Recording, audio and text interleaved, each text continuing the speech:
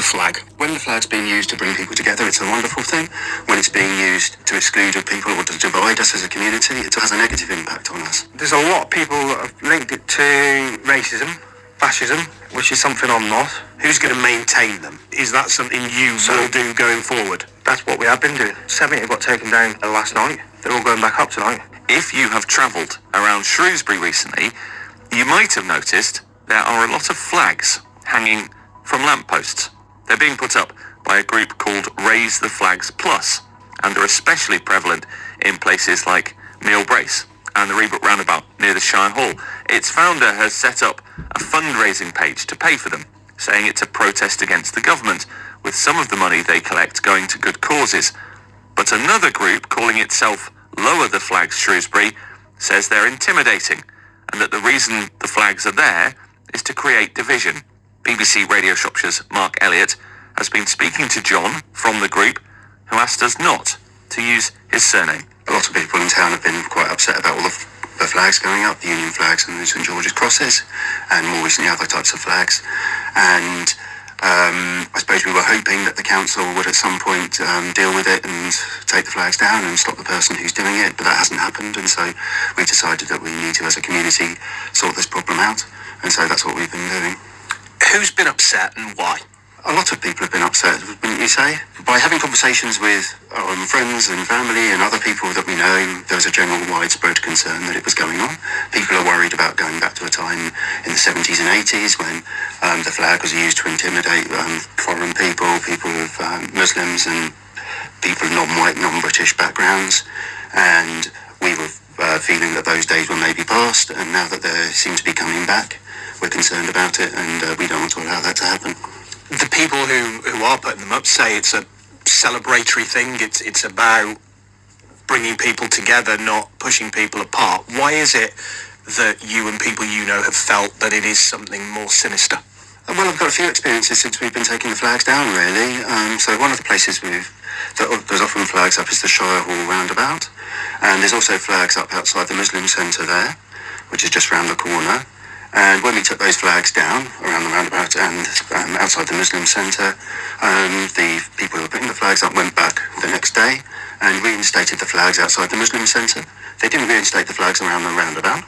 So that implies to me that their main purpose for using those flags is to intimidate people who may be in that area, rather than for the general promotion of patriotism. I've got several examples of where the flags have been used to intimidate rather than just to glorify Britain. Has anyone from the Muslim community indicated that they're uncomfortable? We have received positive comments when we've been taking the flags down. Obviously, we're not a recognised organisation that people can contact to let us know if they want something to happen. So we're hoping to change that. We would like to be more organised, to have more people involved so that we can deal with this problem as a wider community. At the moment, there are some barriers to people going out and taking the flags down, even though they would like to. Firstly, they're quite difficult to take down. You need to know how to do it.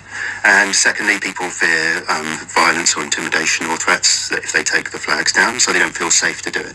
So we want to create an environment where the community can feel safe to create the atmosphere that they want in their community.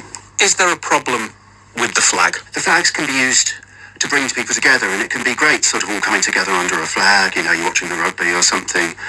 We're all patriotic in that sense, that we love being a part of British culture. The flag can also be used to say, this is for us, not for you, and you're not welcome under this flag. And so when the flag's being used to bring people together, it's a wonderful thing. When it's being used to exclude people or to divide us as a community, it's obviously has a negative impact on us.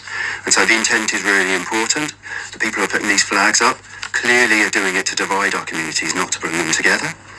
And I think it's very important for people who maybe are generally in favour of the flag and want to show they're patriotic, to recognise that the people who are putting the flags up, that is not their primary goal in doing so. And so if you're supporting those people, you're not supporting a positive influence on our country. And that is BBC Radio Shropshire's Mark Elliott talking to John from the group Lower the Flags Shrewsbury. Well, Raise the Flags Plus is also organised by someone called John, who also asked to remain anonymous. He spoke to Mark a couple of weeks ago. This is what they discussed. I go around the country a lot. I'd see the flags up everywhere. Welsh flags, English flags, some Scottish flags, Union Jacks. I'm just proud to see them. And then I think it was about October, some had been put up around Shrewsbury. I don't know who put it up, but it was council workers taking them down. That really started to think, hang on, wow, that's what started me off. So I bought about 10. At that point, I only put them over bridges. So I just kept putting more up, and they kept getting it down. There's a lot of people that have linked it to racism, fascism, which is something I'm not. I have a favourite barber who's not of my skin colour. Been using him for about 5 years. A shopkeeper not of my skin colour. I see him most nights. He has Christmas songs on, does bits for Armistice Day with poppies and things like that, and I'll go in and have a good chat with him.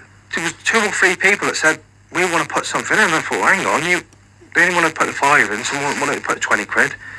And then someone mentioned, why are you doing it via this method? Why don't you do a GoFundMe? We're into the 5th week, 2 dates to this minute, it's £2,028. £1,510 have been spent on flags, cable ties, specialist banners, specialist flags, like Keir Starmer is 2-tiered Prime Minister, he's not our Prime Minister. They generally cost about 9 quid. The big banners, they cost about 25 quid. How many have you put up? There's about 500. And what's the sort of geographical spread? Dobby's, the A49, that's the big one, the main spectacle that everyone seems to love. Well, most people, they seem to just really be happy with seeing Union Jacks, and they blow lovely in that wind. What is the aim? I watch politics, GB News, Sky News, sometimes BBC News. I'm dead interested. As you've got the Ukrainian Prime Minister on there. The aim is just to show everyone and everyone to get behind that I think this government is an absolute sham. To go through the criticisms it gets, the first one is, who's going to maintain them? Is that something you will do going forward? That's what we have been doing. 70 got taken down last night. They're all going back up tonight.